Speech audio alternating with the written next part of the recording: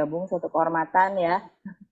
Terima kasih Pak Meriza sudah bersedia untuk menjadi narasumber kami malam hari ini untuk mindset entrepreneurship business to the world nih Kang.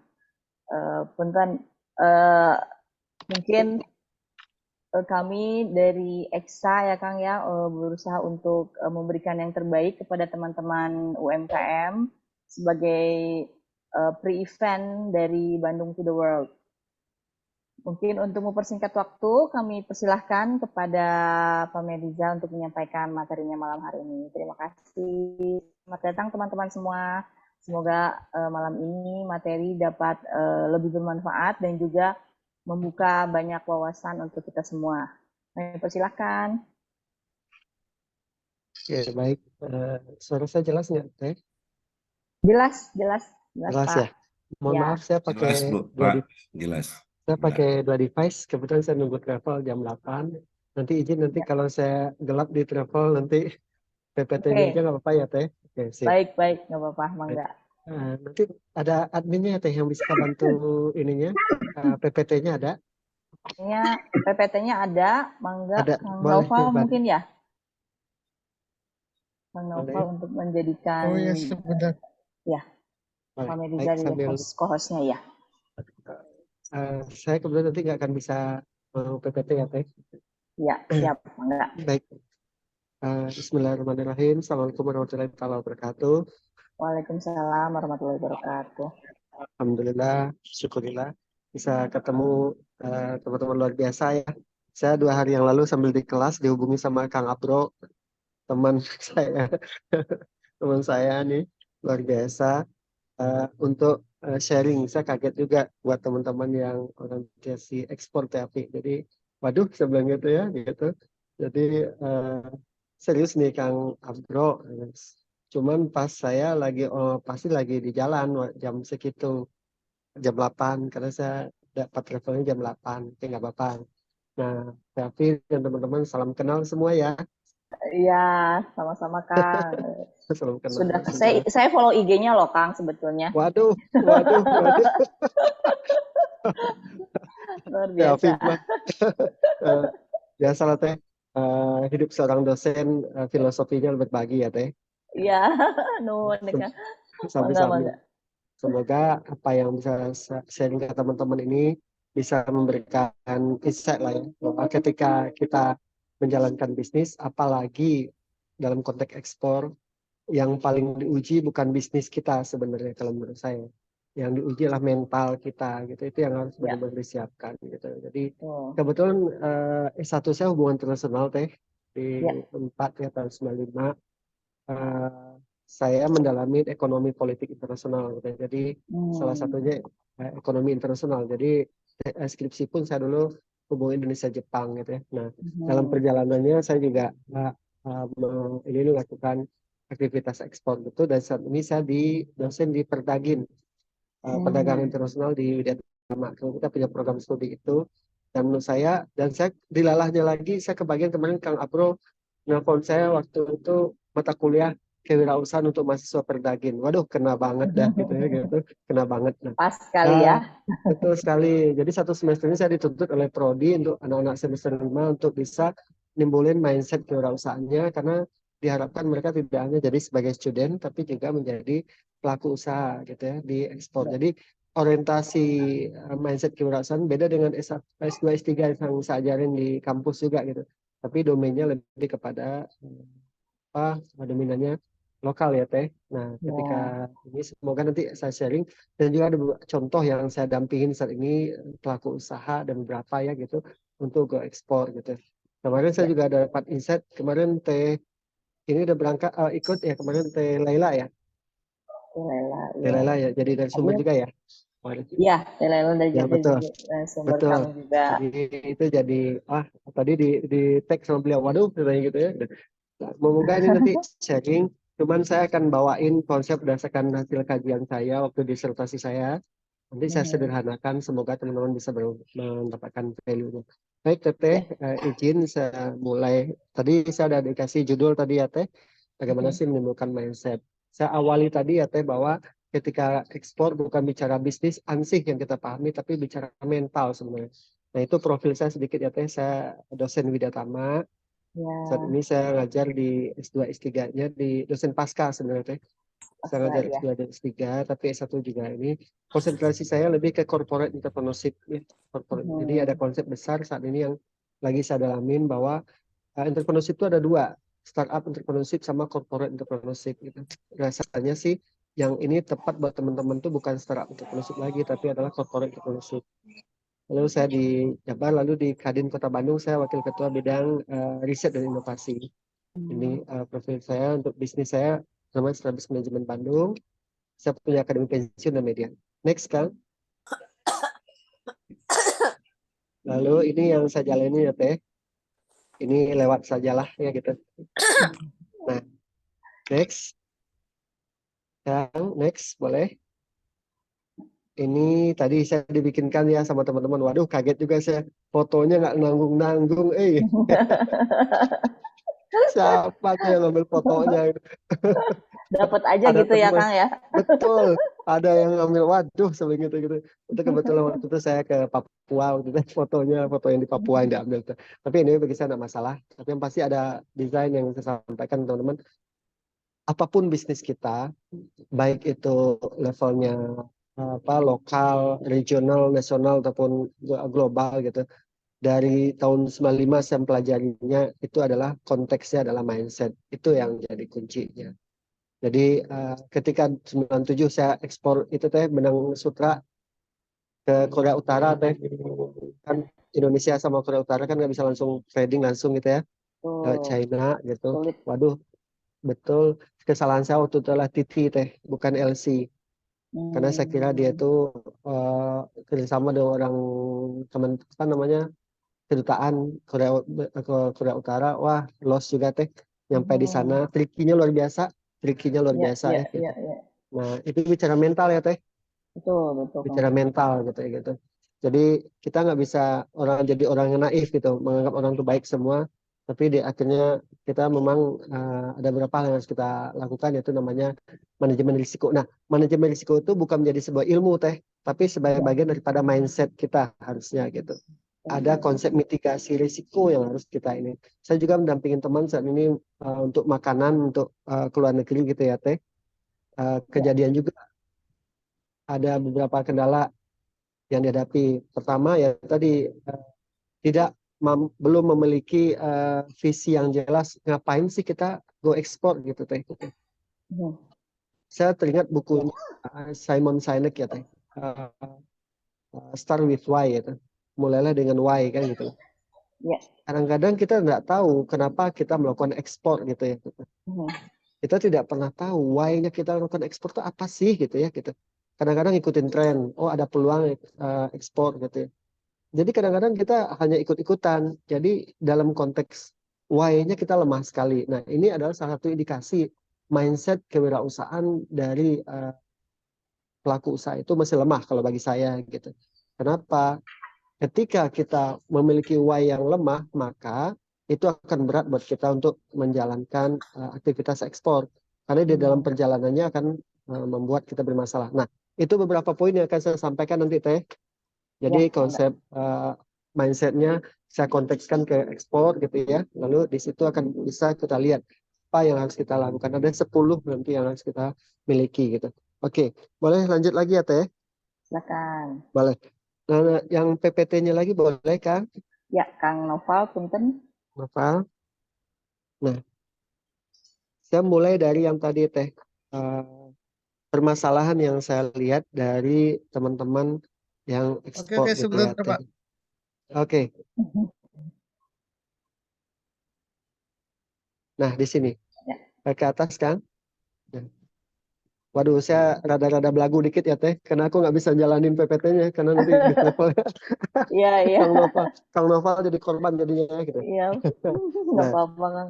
nah, aku mulai dari permasalahan mindset ya Teh di dalam kewirausahaan dalam konteks perdagangan internasional.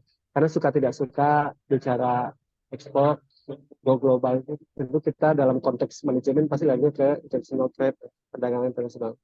Ini harus kita pahami dulu secara mendalam. Gitu. Saya jadi pelakunya ataupun saya jadi mendampingin UKM untuk go ekspor itu nggak gampang. Nah, yang pertama adalah memiliki pola pikir yang belum tepat untuk perdagangan internasional. Jadi konsepnya di dalam teman-teman pertama itu permasalahannya adalah merasa perdagangan yang dijalankan itu masih seperti perdagangan dalam negeri gitu ya.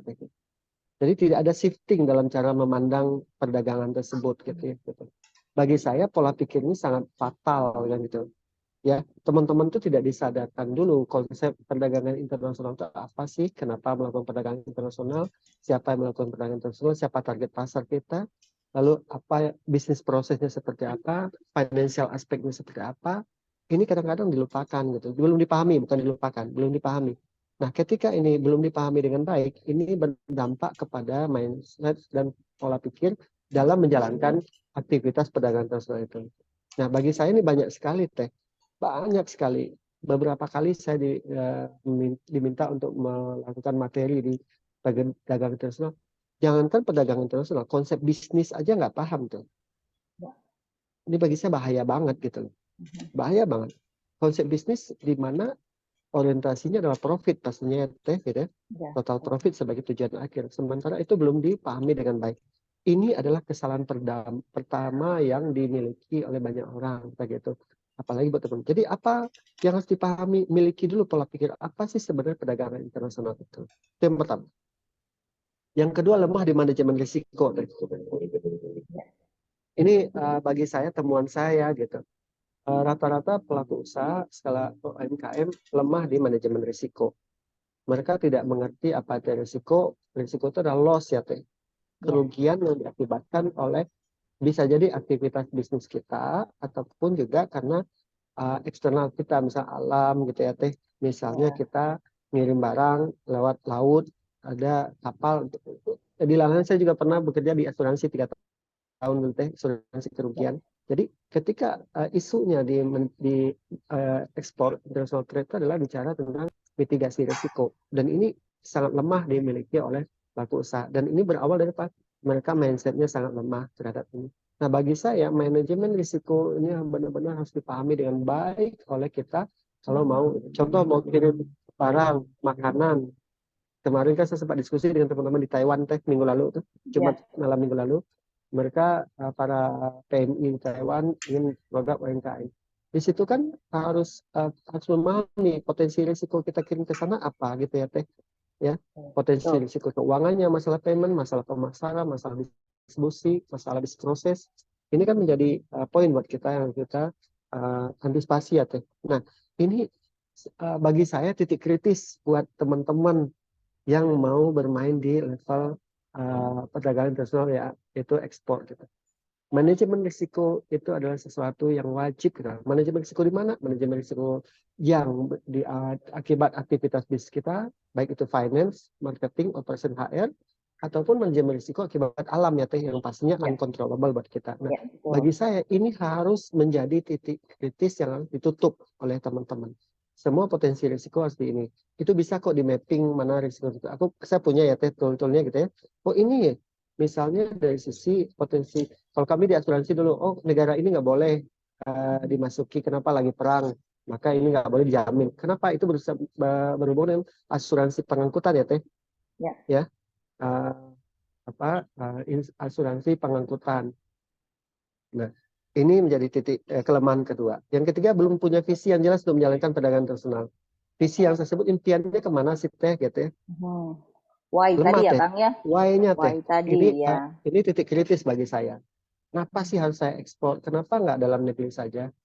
Teteh punten, ini saya minta waktu 5 menit, boleh nggak Teh? Sebentar aja.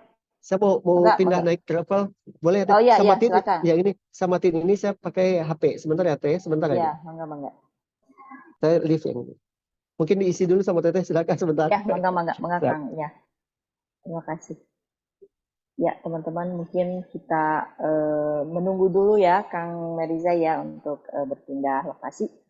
Mungkin tadi memang betul sekali bahwa banyak sekali manajemen risiko yang belum dipahami. Kemarin sebelumnya kita belajar tentang sama Kang Maulana ya kemarin Faizal ya, bahwa jangan lupa kita harus riset dulu mungkin ya, kemarin pelajaran kita di pertemuan sebelumnya.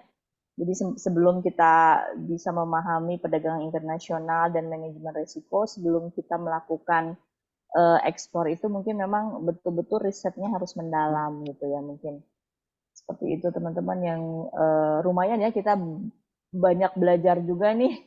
Saya juga sebagai host alhamdulillah ya Kang Dede ya.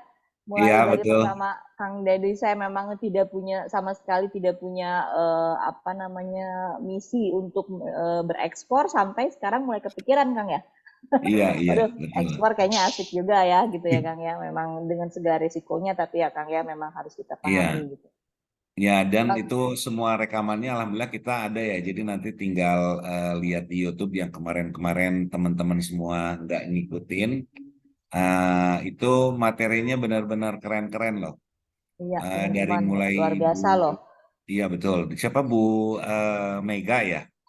Ya, Bu Mega Tentang kemarin tentang manajemen ya, Kang ya. manajemen keuangan Manajemen itu semua keren juga ya. manajemen keuangan, SDM, manajemen risiko juga beliau Keren, keren, sampaikan sih, keren. Kang. Iya. Jadi Terus Bu lengkap Leila tuntas juga ya, Kang. keren. Keren-keren lah. Gitu. Nah, Ya, insya Allah nanti betul. ini setelah ini juga keren-keren juga. Pokoknya mah ngikutin terus lah pokoknya ya kegiatan Ya, webinar kita. Karena kemungkinan apa semakin dekat ke hari H semakin seru lah acaranya ini. Jadi semakin seru, kelasnya juga luar semakin seru. biasa. Gitu. Kemungkinan kita ada online offline juga ya, Kang ya. Nanti Insya Allah ada. eh Insya Allah ada. kalau ada bisa ketemu Gitu. dulu ya sama teman-teman semua ya. Betul. Gitu. Teteh, Hmm.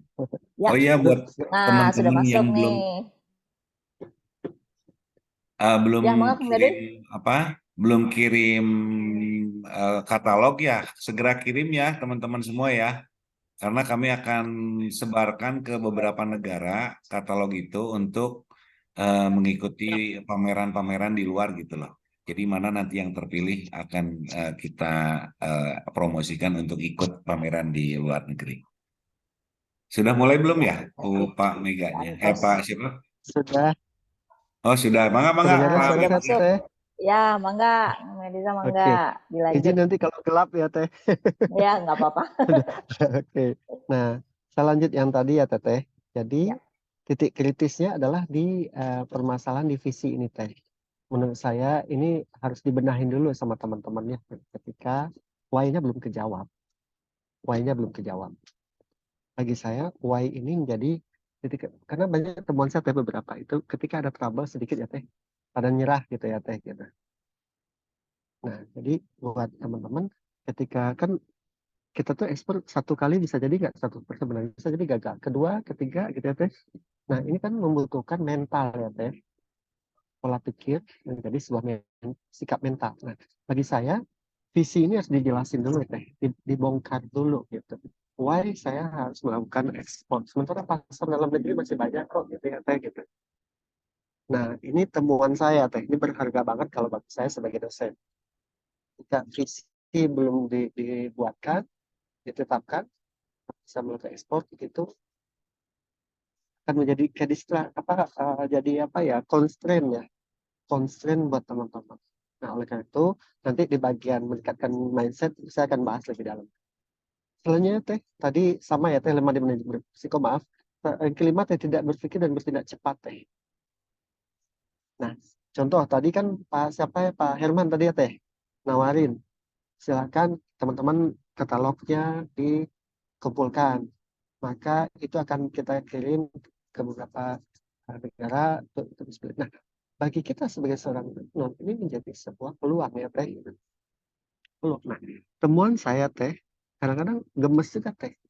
Kami di Kadin itu punya yang namanya yang mau kontribusi di ekspor ya teh. Kemarin juga ada sama mungkin dengan uh, kedutaan apa embassy di Amerika waktu itu ya, orang Amerika teman-teman di sana anggota Kadin juga teh mau ngajak sama ngirim produk ke Amerika pasar Amerika. Waduh susahnya deh teh susahnya banget. Jadi tidak berpikir dan tidak bertindak cepat ya teh. Nah kemarin juga terakhir teh kemarin eh, 3 bulan lalu saya ke Malaysia. Kita saya di Widatama dan juga ini Kadin teh ada kerjasama dengan yang namanya Geo Arta teh mungkin pernah dengar Geo Arta Malaysia. Nah, itu mereka rutin tuh ke Kadin Kota Bandung teh, dan saya yang awalnya juga gitu ya. Nah, tawaran mereka adalah membawa produk-produk UKM yang ada di Jawa Barat untuk di market Malaysia. Mereka tidak hanya Malaysia, bisa ke Thailand Selatan gitu ya, Thailand juga ke Timur Tengah juga teh. Mereka punya akses. Teh pun teh, aku mah kalau bilang kalau bilang tobat tobat juga teh, ngajakin teman-teman gitu. Jadi tidak berpikir dan bertindak cepat gitu ya. Oke. Kenapa? Jadi teman-teman itu kan, saya selalu percaya dengan konsep yang namanya konsep lucky ya teh, keberuntungan, betul nggak teh? Betul, betul. Nah, lucky itu kapan sih kita dapatnya? Lucky itu adalah ketika kita siap dan peluang datang gitu teh. Ya. Ya, jadi jangan berharap keberuntungan kalau kita ketika peluang datang kita nggak siap gitu loh. Iya. Ya, kadang-kadang bisa gemes gitu. Ini ada produk nih, saya udah buktiin kita bisa kirim ke sana, di sini mereka punya pasar gitu. Kayak ngemis teh, ngajak mereka teh. Iya. Nah, Sulit ya artinya Kang apa? ya, memang mindsetnya Ampun mungkin teh, memang gitu ya Kang, that's tadi the point. kembali lagi. That's the point. Karena Ya. itu bagian daripada mindset yang akan saya jelasin nanti teh. Ya. Part of mindsetnya, pola pikir dan sikap mentalnya gitu teh. Datang ke Kadin, Pak Mer, bantuin dong akses ke luar negeri, gitu ya teh. Gitu. Gitu teman-teman kemarin dari Korea Selatan, ya, dari Hong Kong kemarin malah juga teh. Tadi Kadin Kota Bandung kan banyak yang datang tuh teh.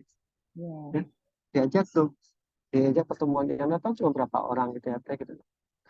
Saya mikir apa yang salah sih sebenarnya gitu. Apa yang salah? Pak Iwa selaku Ketua Kadin Kota Bandung punya konsep Kadin bermanfaat gitu teh. Kadin Bandung bermanfaat.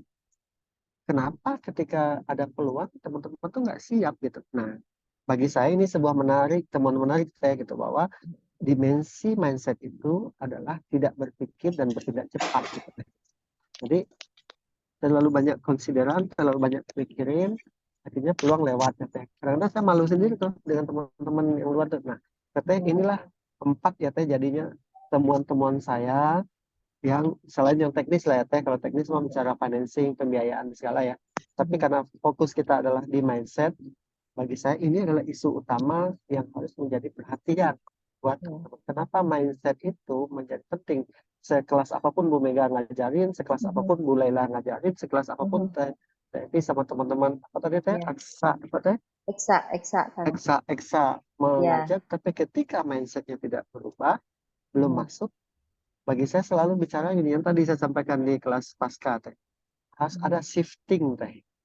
Harus ada shifting dari startup entrepreneurship menjadi corporate entrepreneurship. Startup entrepreneurship adalah pola pikir dan sikap mental sebagai formula. Tapi ketika bicara corporate entrepreneurship, bicara pola pikir dan sikap mental, kita udah punya perusahaan, kita harus bisa mengembangkan perusahaan. Dan yang harus kita miliki adalah growth mindset. Ya. Mindset tumbuh. Di mana ketika ada sebuah peluang, ketika ada masalah, buat kita itu harus selesai. Itu dulu Teteh permasalahannya. Kalau ada mau nanya silakan disela aja teh, mangga gitu. Iya, mangga teman-teman mungkin ada yang nanya biar kita lebih semangat lagi ya. Betul.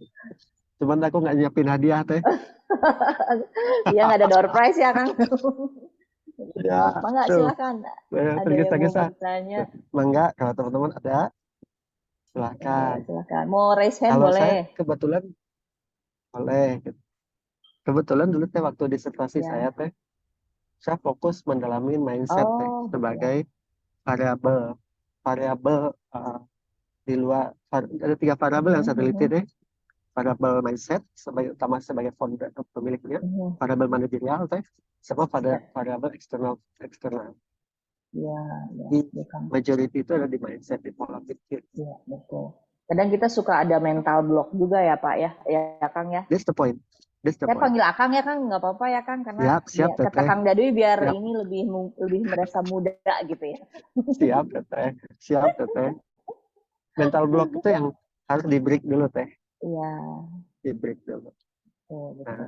Karena kalau kita go ekspor gitu ya teh, ya aku udah ngerasain ruginya teh, tapi ngerasain untungnya enak juga teh. Iya, saya juga jadi penasaran ini. Betul, kalau ngerasa ruginya mewek teh. Saya juga pernah Pak, makanya harus riset. Ngerasain ruginya sampai habis rumah 1 Pak di Dago. Tuh, Wah, mewek luar Kang. biasa ya. Mewek asli Kang. Experience. Dulu Nah itu saya ekspor kayu Kang ke apa? kayu. Dari Riau ke China. Oke, Itu juga oke. ya sama lah begitu. Akhirnya habis juga satu rumah. That's the point. Itu kalau gue bilang itu udah pasti ya Kang. Kalau bicara Ya, itu ya betul. risiko itu Jadi udah kita pasti. bicara manajemen resikonya yang kurang memang That's betul. the point. That's the Betul, point. Bang. Dan Mm-mm. itu Kang, itu bagian daripada mindset Kang, yang saya teliti di kampus. Jadi Mm-mm. manajemen risiko itu bukan sebagai fungsi manajemen, tapi harus masuk ke mindset Kang. Mindset. Ya, betul. Nah ini Betul. yang akan ya bukan ya semuanya pasti ada risiko, yang perlu kita lakukan mitigasi risiko kan Kang. Iya, betul, betul, Kang. Betul. That's the point. Nah saya Betul. luar biasa temuannya di sana gitu. Satu rumah, bukan hilang satu rumah, tapi upaya mendapatkan rumah itu Kang yang bikin kita mewek Kang. Iya, betul, betul, Kang. Lumayan lagi lokasinya di Dago lagi, deket Tuh, Nepik. jago. Tuh kan, kebayang kan Gitu. gitu. Iya, Nah, buat kita, tapi kan bukan arti harus dihindari ya Kang. betul, betul. Jadi, tapi itu justru buat kita lebih belajar lebih Betul, lebih mantap lagi dari sisi manajemen risiko betul. gitu. That's the point. Dan itu harus menjadi mindset, bukan bagian daripada fungsi manajemen lagi. Itu Iya, saya betul, mungkin betul. akan ingat kalau di Unpad itu dulu ada Prof Yuyun almarhum. Ya, Mm-mm. Prof. Yuyun Prof ya. Yuyun, Prof Yuyun itu kan paling senior gitu ya Kangnya gitu. Beliau nekanin ke saya, kan promotor saya beliau dulu. Dia bilang gini, Mm. Meliza, kalau kamu benar-benar mau ngembangin, kebetulan dia ngaku disertasi saya tentang strategi entrepreneurs itu satu-satunya di Indonesia kan. Beliau bilang, karena selama ini disertasi itu hanya berhubungan dengan pola pikir gitu ya, motivasi Iya, berwirausaha gitu. Tapi saya menggabungkan antara strategic management dengan entrepreneurship kan. Nah, dalam konteksnya ketemu dalam esensi daripada strategic entrepreneurship itu apa coba Kang? Mindset kewirausahaan. Gabungan Mm. dua ilmu besar kan. Iya, iya. Nah, beliau bilang, Mer, kelemahan banyak entrepreneur itu adalah mereka lalai dengan resiko katanya. Itu Prof almarhum bilang. Mereka terbiasa ngegas kan. Kalau bawa Abi mobil kan, teh, Abi ge sami terbiasa ngegas. eta pisan, ngegas we. Oh, Itu aduh. Prof udah ngomong ke situ saya kan, Prof Yuyun almarhum, kamu Mm. tolong sampaikan ke teman-teman yang lain hasil penelitian kamu katanya gitu. Ya udah senior banget kan Kang, siapa yang nggak tahu ke Prof Ala Iya, iya, Yuyun. laras. Ya. Mohon, mohon. Beliau bilang, tolong sampaikan Meriza ke para pelaku usaha, ke UMKM, ketika kamu masih di level startup, ya kecil menengah gitu, mulai kenalkan mereka dengan manajemen risiko. Manajemen risiko. Karena at the end of the day, bisnis itu kan akhirnya adalah bicara profit ya kan. Ya, profit itu dihasilkan daripada revenue kurang total cost kan. Nah, risiko itu harus kita manage dari sisi risiko kan gitu. Kamu ngegas katanya dapat revenue banyak tapi kamu abai dengan risiko akhirnya loss juga, nggak capai profit. Nah, sepakat Kang, itu bagian daripada mindset ya Kang ya. Ya, Sip, ya betul sepakat Kang, betul. sip, aku lanjut ya Kang. Ya, Ya, mangga mangga, lanjut Kang. silakan. Nah, sip, bangga Kang Noval. Nah, saya mulai mungkin dari konsep ini sedikit ya Teh Kang. Ya. Nah, kalau teman-teman bicara go export semacam kayak gitu, teman-teman jangan lupa dulu ilmu dasarnya ya gitu, yaitu international trade ya, perdagangan internasional gitu ya. Pola pikir mindset kita harus digeser dulu dari domestic trading gitu ke international trading. Ini dulu yang harus kita pahami. Karena dari satu konsep ini jelas akan menimbulkan beberapa konsekuensi logis yang harus kita pahami dengan baik. Telela ngejelasinnya seperti apa, ya, Bu Mega ngejelasin seperti apa. Pasti akan dikontekskan kepada bagaimana kita melakukan perdagangan antar negara kan gitu. Nah, ketika bicara antar negara, yang paling sedikit adalah legal aspek, aturan negara. Negara itu berbeda, lalu aturan aturan internasional, WTO, World Trade Organization, itu harus jadi konsideran buat kita gitu. Jadi kita jangan abai. Meskipun kita menggunakan namanya, kita menggunakan pihak ketiga atau apalah namanya, di situ kita harus mulai sadar gitu. Nah, dalam konteks ini itu baru satu isu gitu ya. Belum lagi isu sosial, budaya, politik mereka di sana ya gitu. Bagaimana legal aspek kondisi politik, budaya mereka, behavior mereka seperti apa. Nah, coba kita lihat di sini. Perdagangan konsumen sejumlah transaksi perdagangan atau jual beli para pembeli dan penjual yang dalam ini satu negara dengan negara lain yang terlibat ekspor dan impor pada satu pasar demi mencapai keuntungan maksimal bagi kedua belah pihak. Hati loh, di sini adalah perdagangan. Ya, perdagangan kalau bahasa ekonomi sederhana kan produsen dan konsumen kan gitu. Ya, di antara bisa jadi distributor pihak ketiga. Nah, masing-masing punya kepentingan. Kalau yang produsen ingin dapatkan profit, yang konsumen juga tentu bisa jadi barang itu untuk mereka jual kembali. Ya, nah artinya apa di sini? Ada beberapa poin yang kita ambil. Konsep perdagangan jelas, cuman melibatkan antar negara ya, antar negara. Jadi negara punya aturan berbeda, punya kebiasaan berbeda, perilaku berbeda. Ini harus menjadi pemahaman kita dulu. Jangan sampai kata bahasa kita, jangan ngegas mulu gitu. Ada risiko di situ yang akan kita hadapi. Ya. Risiko nanti akan mempengaruhi kepada tingkat profitabilitas usaha kita. Tentu akan berbahaya kalau kita tidak bisa memahami dengan baik. Nah, ini banyaklah definisi seperti itu sudah dibahas juga sama Teh Laila atau bagaimana ya gitu. Tapi bagi saya isunya adalah sejauh mana teman-teman memahami konsep ini dengan baik. Ya, perdagangan berupa ekspor ke impor gitu ya, yang melibatkan satu individu atau organisasi dengan misi lain yang dibatasi oleh negara. Nah, ini jelas dulu. Lanjut boleh Kang? Nah, saya bilang ini, dibutuhkanlah mindset entrepreneur di sini. Ya, dibutuhkan mindset entrepreneur. Meskipun ini kemarin saya juga sharing Kang di teman-teman di Citose sama Trisula ya Kang. Mereka juga orientasinya udah ekspor juga ya gitu ya.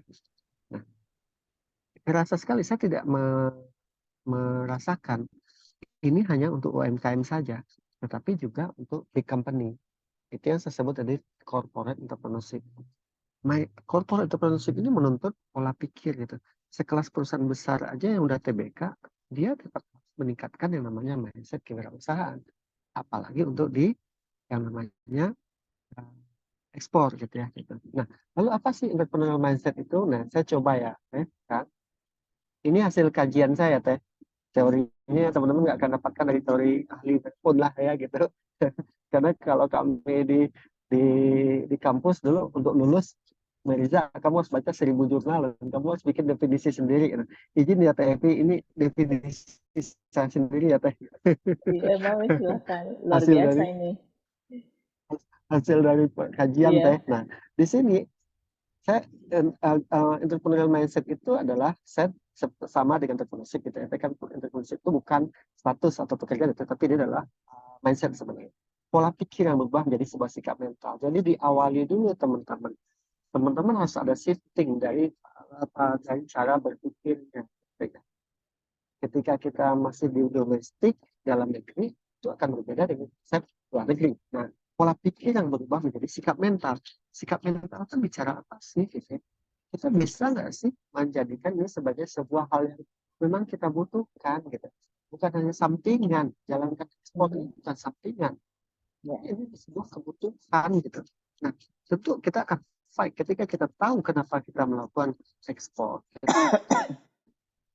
Kita akan fight untuk achieve dia. Ketika ada trouble, kita akan coba cari solusi. Ketika ada masalah, kita akan cari bagaimana yang terbaik. Nah, jadi pola pikir yang berubah menjadi sikap mental dalam melihat atau menciptakan peluang. Itu dulu. Jadi kalau begitu, bagi saya konteksnya di materi kita, kesempatan untuk ekspor ke Malaysia, ke luar negeri, ke Kanada, segala kayak itu, kita lihat itu sebagai sebuah peluang. Ada peluang nggak di situ? Gitu. Jadi nggak boleh ikut-ikutan. Misalnya kata sesuatu, ada pasar di Kanada gitu ya. Kita lihat ada peluang nggak di situ. Nah sekarang peluang itu apa sih? Itu yang dimaksud peluang. Nah, saya teringat statement dari promotor saya dulu, Prof. Yus. Dia bilang, nah kalau bicara peluang itu sederhana kok, masalah buat orang lain, peluang buat kita katanya. Waduh, gitu Prof. Gitu. Jadi kita syukuri dong masalah orang lain. Iya katanya gitu tadi. Jadi masalah orang lain itu Betul. adalah peluang buat kita gitu. Ya, masalah Betul. buat orang lain, peluang buat kita. Oleh karena itu kita harus tahu dulu masalah orang lain itu apa gitu. Ketika kita mau masuk pasar Malaysia, apa masalah mereka? Ya, gitu. Ya, ketika kita masuk ke Timur Tengah, apa masalah mereka? Contoh, ketika orang naik haji, Arab Saudi, banyak orang Indonesia, tapi kendala mereka adalah beli makanan di restoran di sana susah dapat masakan Indonesia, contohnya rendang. Masalah nggak buat orang di sana? Betul. Masalah buat saya apa Pak? Peluang kan gitu. Nah, ini harus menjadi. Jadi kita menjadi seorang entrepreneur itu basisnya bukan karena kita suka, tidak, tapi ada peluang dulu gitu. Nah, peluang juga bisa berasal dari kebutuhan orang lain teh. Kebutuhan orang lain. Kemarin ada kebutuhan beberapa restoran di Timur Tengah. Dia butuh bumbu-bumbu rendang teh. Kebutuhan ya teh, bukan masalah ya teh. Buat kita sejatinya tuh peluang kan gitu. Peluang. Lalu ada juga kemarin ini teh jahe merah. Ya. Kuningan. Ya. Ada yang kresek ya teh. Oke. Nah, ketika kemarin tuh saya dampingin UKM di Kuningan. Kayaknya dari akangnya, Kang. Dari saya, Kang? Iya, kayaknya cukup, Kang. Halo? Nah, nggak apa-apa kan, Kang? Udah. Udah. Ada kresek-kreseknya. Coba. Halo? Ya, kan? Ya, coba Kang di tes. Tes. Nah, ya. Lanjut, Kang. Ketika di Kuningan kemarin teh, dia butuh jahe merah di Arab Saudi. Saya mendampingin dia untuk dapatin SNI ya teh. Oke. Di UMKM Kuningan. Itu Kang Arlo pasti tahu tuh. Nah, mereka itu basisnya adalah kebutuhan mereka di sana ya teh. Maka buat kita ada peluang. Jadi apa pesannya? Ketika bicara menjadi seorang entrepreneur untuk ekspor, kita basisnya harus ada peluang berupa masalah atau kebutuhan orang lain di negara sana. Gitu. Ya teh. Yang selanjutnya merubahnya menjadi sesuatu yang bernilai ekonomis. Kalau peluang itu datang tapi nggak kita apa-apain kan bukan menjadi sebuah bisnis juga ya teh. Gitu. Iya. Nah, lalu harus bisa memberikan manfaat buat siapa? Diri sendiri, yaitu profit buat kita, orang lain, people, alam, planet, dalam jangka panjang, dan growth, tumbuh. Artinya, kegiatan ekspor yang kita lakukan harus bisa memberikan profit buat kita, harga mati ya. Kemudian, buat orang lain, manfaat buat orang lain, lalu alam, tidak merusak alam. Lalu jangka panjang ya, teh. Sekali kita mengirim misalnya satu negara ke Timur Tengah, kita berharap ini jangka panjang usaha ini. Pak bisa jadi 1, 2, 3 kita belum optimal dapat profit peak, 4, 5 selanjutnya hasil. Ya kita berproduksi pada yang selanjutnya adalah tumbuh atau growth. Nah, ini apa? Jumlahnya setiap tahun kita haruskan meningkat. Apa pesan moral ini? Pesan yang saya sampaikan. Ketika kita ingin go ekspor, kita harus punya pola pikiran yang berubah menjadi sebuah sikap mental dalam melihat kebijakan uang dan merubahnya menjadi sesuatu yang bernilai ekonomis sama bermanfaat buat diri sendiri, orang lain, alam dalam jangka panjang dan kemudian ke depan. Nah, itu konsep dasarnya teh yang saya bangun ya teh. Semoga ini jadi fondasi buat teman-teman. Bahwa polanya adalah pola pikir dulu. Kenapa saya mulai definisi international trade? Oke. Nah, lalu sikap mental. Jadi kan ini pilihan hidup teman-teman. Bahwa ekspor ini adalah bagian daripada upaya saya untuk sebagai pilihan hidup saya gitu. Itu apa? Berbasis peluang, jangan asal-asal ikut aja. Nanti tekor gitu ya. Tekor, kata orang gitu teh, kesohor tapi tekor gitu ya teh. Go ekspor tapi tekor teh. Jangan ya Kang ya, jangan sampai gitu ya. Amit-amit teh, amit-amit jangan sampai gitu. Harus kita ambil peluang itu. Itu definisinya ya teh. Semoga teman-teman bisa didasar. Next boleh Kang Noval. Halo, Kang Noval, boleh? Ya, sudah. Nah, ini lewat aja, Kang. Tadi udah saya bahas. Nah, saya masuk ke dimensinya sekarang, Teh. Kalau bicara definisi pasti akan banyak yang kita dapat ya, Teh. Nah, saya coba Teh membuat 10 kalau misalnya ada dimensi khusus yang saya buat. Yang pertama Teh, seorang entrepreneur yang mau go ekspor harus perkuat visinya dulu. Jadi temuan saya tadi dalam visi itu apa sih sebenarnya? Impian seseorang dalam jangka panjang ya Teh. Oke. Saya mau ekspor dulu Teh saya punya visi itu, saya punya visi bagaimana bisa ekspor benang sutra Teh ke Korea Utara. Saya ingin jadi bisnis. Ini ke dunia ya Teh, salah satu ke Utara. Visi ini seperti yang saya sampaikan tadi menjadi why gitu Teh. Buat saya kenapa saya harus go ekspor. Ya. Ya, why-nya ini harus dijawab oleh teman-teman masing-masing. Jangan coba-coba abaikan why-nya. Kenapa? Why ini kan nanti akan menjadi istilahnya power buat kita, dasar buat kita untuk bertahan menjalankan aktivitas ekspor ini. Jangan sampai teman-teman abai dengan why. Jangan. Seperti yang saya sampaikan tadi, Simon Sinek bilang start with why. Find your why. Gitu. Benar, kan? Karena nanti kan berakhirnya pada visi. Kan? Nah, why-nya apa? Misalnya, saya melakukan ekspor ini satu, ingin meningkatkan profitabilitas perusahaan saya, gitu kan, menambah pasar luar negeri, gitu ya. Yang kedua, saya ingin produk saya go internasional. Saya ingin memuaskan pasar luar negeri, kan itu loh Teh. Ya. Ya. Why-nya ini teman-teman titip saya, selesaikan dulu why-nya deh. Gitu.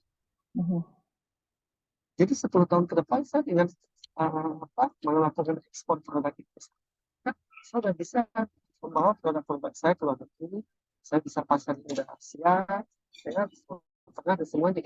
Why? Tolong lagi deh, diskusikan why-nya dulu. Ketika why-nya sudah kuat Teh, istilahnya kita udah fokus Teh untuk mencapai why tersebut gitu. Tidak lirik kanan lirik kiri lagi gitu, ada godaan pindah lagi, kan itu yang ditakutkan ya Teh. Yang pernah Iya, selingkuh betul, Teh, Kang. yang pernah selingkuh bisnis maksudnya Teh. Iya. Misalnya saya udah kuat di bisnis, misalnya produk-produk tadi misalnya di jahe ya Teh. Lihat peluang sebelah Teh, ada peluang bisnisnya fashion ya Teh, bisa kita kirim ke itu blunder banget. Kembalilah ke visi, jangan tergoda rumput tetangga lebih jauh dari tempat kita seakan-akan. Iya. Fokuslah ke visi. Fokus Itu ya. titip saya. Ya. Ke visi. Yang kedua boleh kan, Kang Noval? Nah, yang kedua ini saya kunci tadi. Bisnis sebagai ibadah tadi. Ketika kita punya visi yang jelas, kita juga harus tahu diri gitu. Bagi saya menjadikan bisnis itu sebagai ibadah. Apa seperti ini? Di dalam perjalanannya berat Teh. Saya juga ngerasain Teh. Kalau jauh-jauh dari Tuhan Teh, ampun Teh. Kadang-kadang bisa bikin betul. gila. Iya. Kata Pak Kang Herman tadi, satu rumah dago loh, kebayang berapa harganya. Ya, Bisa stres ya, kita bisa betul. down ya, drop ya. Betul, Teh. Kita orang Bandung tahulah berapa kisaran harga di sana ya gitu. Nah, ini bicara apa sebenarnya? Kenapa? Potensi risiko di sana besar. Ya, besar investasi besar dulu gainnya Teh gitu. Ya, itu mah hukum alam kan Teh. Sekali kita go export, profitnya gede, tapi risikonya juga gede kan. Ya. Ada titik di mana kita harus benar-benar kembali ke hakikat kita sebagai manusia. Kita punya Tuhan, gitu. Kita punya Allah. Gitu. Ketika kita dapat, kita udah siap mental. Deh. Kita udah siap mental. Ya, ini kita bukan gambling. Karena itu tadi saya sampaikan. Nanti bagian kesekian ada dimensi mindset. Itu namanya manajemen risiko.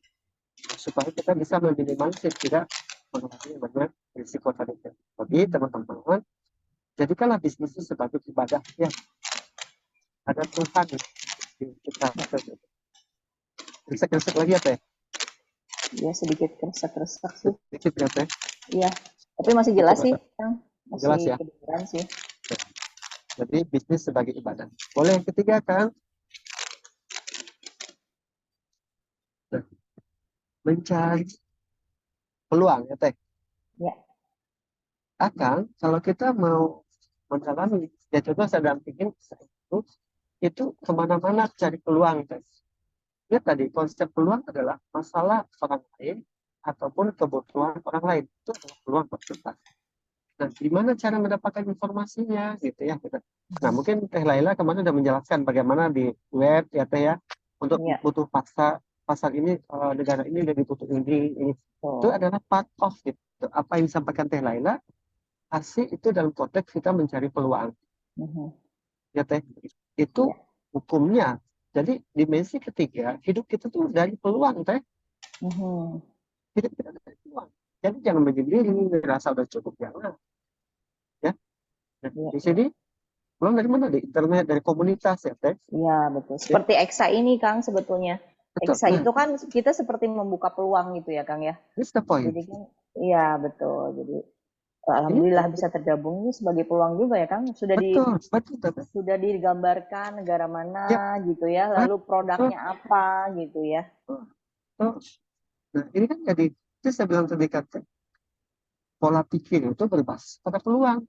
Mhm. Nah, peluang itu ada di mana? Lingkungan, di pasar kan Teh.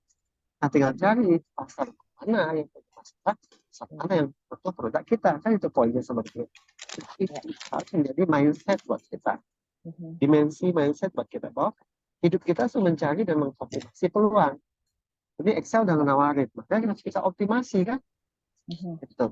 Ada peluang di sini gitu. Nah, tinggal fokuslah kepada kita selalu peluang. Kemana-mana peluang. Baca berita peluang. Ya, gabung di komunitas peluang. Dapat ikut ini seminar webinar peluang. Wah, Nah, betul. maka ini menjadi ya kemana-mana lah hidup kita dengan peluang. Cari peluang, optimasi. Itu yang ketiga. Boleh tanya kan yang keempat? Dan kreatif dan inovatif ya. Teman-teman, tantangan buat kita tuh ekspor tuh ampun masalahnya, alhamdulillah banyak pisan dah ya, banyak pisan. Nah, ketika last minute teh banyak drama Teh, lo Mhm. bilang bagi saya ekspor tuh banyak drama gitu. Iya. Nah, kadang-kadang kita mentok berpikir nih, ya sudahlah kumade gitu. Sudahlah kumahan kewe lah gitu. Halo, uang kita udah banyak loh ke situ, prosesnya banyak. Nah, dibutuhkan kemampuan berpikir kreatif dan inovatif ya Teh. Mhm. Ya betul. Pasti berpikir kreatif itu kemampuan mengembangkan ide-ide untuk memecahkan masalah gitu. Dan bahkan mendapatkan peluang dari masalah. Ide-ide. Dan ide-ide dari mana? Banyak baca, banyak diskusi. Dan itu poinnya. Jadi kita sebagai seorang entrepreneur mindset kita kreatif. Mas Teh, tadi saya sampaikan di kelas saya Teh. Mhm. Hei, kamu kalau capek-capek bawa otak, ngapain tuh? Nggak capek tuh bawa otak, nggak dipakai untuk berpikir. Pada ketawa ngakak mahasiswa saya semuanya Teh. Saya bilang gitu. Kemana-mana kita jalan, kita bawa otak kita, itu digunakan untuk berpikir gitu. Ya. Untuk berpikir. Nah, berpikir selalu berpikir kreatif. Nggak cukup kreatif, tapi harus berpikir inovatif gitu. Mhm. Dimana ide-ide kita tuh bisa diterima pasar kan gitu. Nah, ini ada dimensi keempat ya Teh. Ya. Jadi setiap masalah tuh pasti ada solusinya. Allah tuh maha adil kok gitu. Ya, mau nggak kita berpikir? Ya. Ya, kenapa ya LC saya ada trouble? Cari solusinya. Kenapa ya pasar saya produk kita ditolak? Cari idenya kemana? Mhm. Nah, ini adalah dimensi mindset yang keempat. Teh. Jadi kita diuji untuk berpikir hati. Siap-siap teman-teman. Ketika ekspor banyak masalah. Nah, itu aja. Saya takut-takutin dulu ya Teh. Ya. Cuman harus kita siap untuk berpikir kreatif dan inovatif.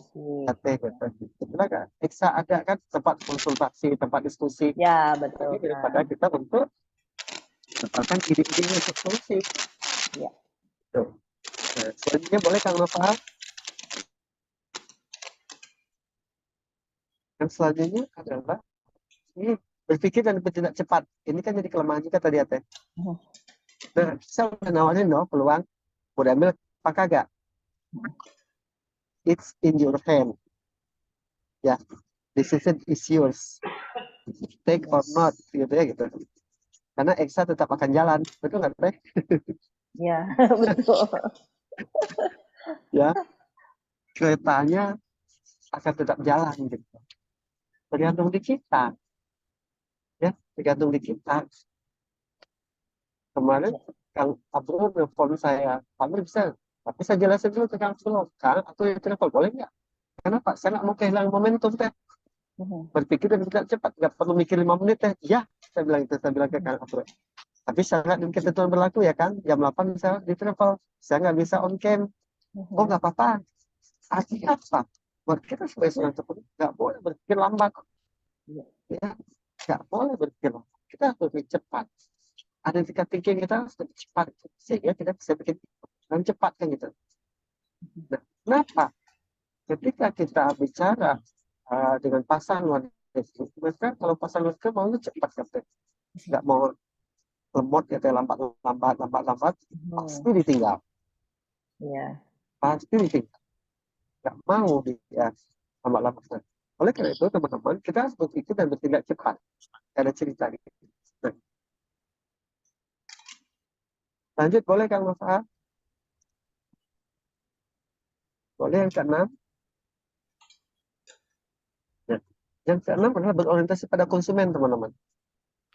Karena peluang itu ada di konsumen, maka orientasi kita pada konsumen. Ya, mereka adalah orang yang mengkonsumsi produk kita. Ya, nah maka kita harus bisa bikin mereka puas dan loyal sama kita. Karena ketika bicara loyal itu berhubungan dengan yang tadi. Bagaimana kita bisa bikin bisnis kita tumbuh dan berkembang gitu. Ini dimensi selanjutnya. Bagaimana beroperasi pada pertemuan usaha. Maka kita harus mengenal, kalau boleh saya bilang ini, consumer behavior itu menjadi kunci sukses buat teman-teman masuk ke sport. Kalau saya mengirim misalnya undang ke yang banyak ke sana misalnya, saya harus tahu perilaku mereka gimana kan di sana. Saya mengirim misalnya kemarin Bidang Sutra, saya juga mengirim jahe, gimana perilaku mereka di sana. Itu kan harga mati itu. Ya. Jadi saya berorientasi pada konsumen. Banyak permintaan mereka itu risiko saya. Karena itu mereka yang butuh saya kan gitu kan Teh. Maka mindset keenam itu adalah berorientasi pada konsumen. Konsumen negara tujuan kita seperti apa, bagaimana mereka membeli, gitu, berapa jumlah yang mereka beli, apakah mereka suka nawar, apa kagak, ya, gitu, bagaimana pengiriman, gitu, kapan masa-masa mereka beli, itu harus jadi kita sebenarnya, gitu. Nggak bisa kita maksain, yang penting produk kita seperti itu, take or leave it, waduh, kejam banget sebenarnya gitu, ya, kejam banget, dan nggak akan laku kan, Teh? Ya, betul, Bang. Kan konsep bisnis itu how to move money from the customer pocket to our pocket kan gitu. Ini jadi itu yang ketujuh boleh Kang Nova. Yang ketujuh adalah berorientasi pada pertemuan usaha ya Teh. Jadi teman-teman jangan punya mimpi jangka pendek, apalagi jangka imah Teh. Nah, strategi jangka panjang ya Teh. Ya, 5-10 tahun ke depan saya melakukan ekspor mau kemana? Ini berhubungan dengan visi tadi ya Teh. Tapi kita kan harus menunjukkan growth ya. Ada pertemuan usaha gitu. Ya, pertemuan usaha. Sekarang omsetnya sekarang misalnya 2 miliar, nanti 3 miliar, 5 miliar, 10 miliar. Itu kan harus. Karena Pak indikator pertumbuhan usaha adalah set dan omset kan gitu. Nah, ini yang jadi perhitungan komersial. Jadi yang ke-7 itu adalah berorientasi pada pertemuan usaha. Boleh ke-8 kan? Nah ini tadi Teh bahasan kita manajemen risiko. Gitu. Nah, manajemen risiko, bagaimana kita melakukan mitigasi, meminimalisir kerugian akibat daripada sebuah risiko. Yang harus kita lakukan adalah mitigasi risiko. Ya, mengantisipasi risiko, minimalisir risiko, sehingga kita tetap melakukan laba. Hanya saja, apa yang menjadi critical point-nya? Critical thinking. Itu poinnya. Critical thinking. Jika dulu kan jika saya menggunakan PT, maka saya akan potensi loss ada di penjual. Jika saya menggunakan LC, maka potensi risiko bisa saya minimalisir. Jadi barang itu uangnya kan ada di bank ya teh, ya gitu. Maka saya bisa mitigasi risiko. Ini kan dia udah mengendalikan diri teh, uang saya hilang lagi gitu teh. Innalillahi wa inna ilaihi raji'un. Itu doang soalnya gitu teh. Ya, kenapa gitu? Karena saya lemah di mitigasi risiko. Ya, mitigasi risiko. Apa yang sudah lakukan? Kita harus benar-benar melakukan pemetaan potensi-potensi loss, potensi-potensi risiko yang akan terjadi. Di sini kita benar-benar harus bisa melakukan mitigasi risiko. Next boleh kan? Pantang menyerah. Tuh, teh, ini salah satu yang paling penting buat saya teh. Pantang menyerah ya teh. Tong pundung lah gitu. Sekali pundung, mewek, mundur gitu. Kan gitu ya teh. Dalam Harus hitungan saya teh, dihindari. betul. Tapi ketika kita udah memang ada kerugian, ini kan kita harus mencoba lagi kan teh gitu. Iya, Kan melakukan perbaikan. Itu bagi Betul. saya mindsetnya itu berhubungan dengan pantang menyerah. Pantang menyerah. Saya akan lakukan lagi perbaikan sehingga saya bisa mendapatkan apa yang saya inginkan, apa yang saya impikan, visi tadi. Pantang menyerah. Coba. Nah, coba itu tadi saya bilang, lakukanlah apa namanya, mendapatkan relasi ya teh, berpikir kreatif dan inovatif gitu. Pantang menyerah.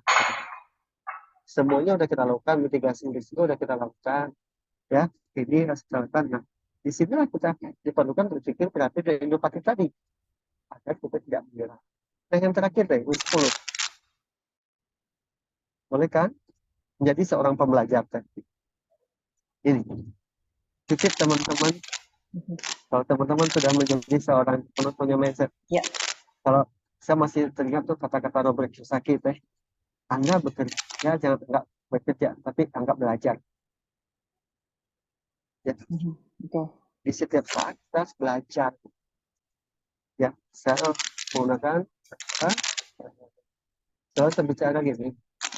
Jadikanlah setiap orang itu guru, jadikan setiap saat dalam belajar, jadi setiap tempat ada kelas, jadikan masalah yang kita kegagalan sebagai materi pelajaran. Jadi ketika teman-teman punya kesempatan malam ini kita diskusi gitu, jadi kan kesempatan saya buat belajar gitu. Ada insight lagi yang jangan pernah puas gitu.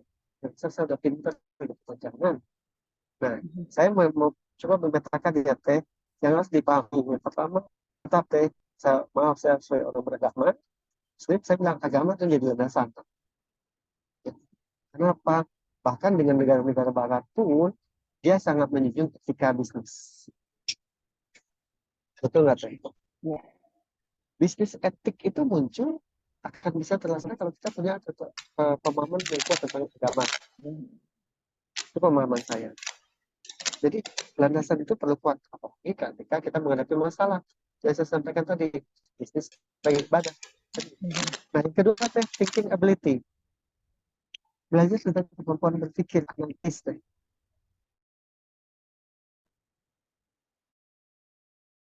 Ada di sini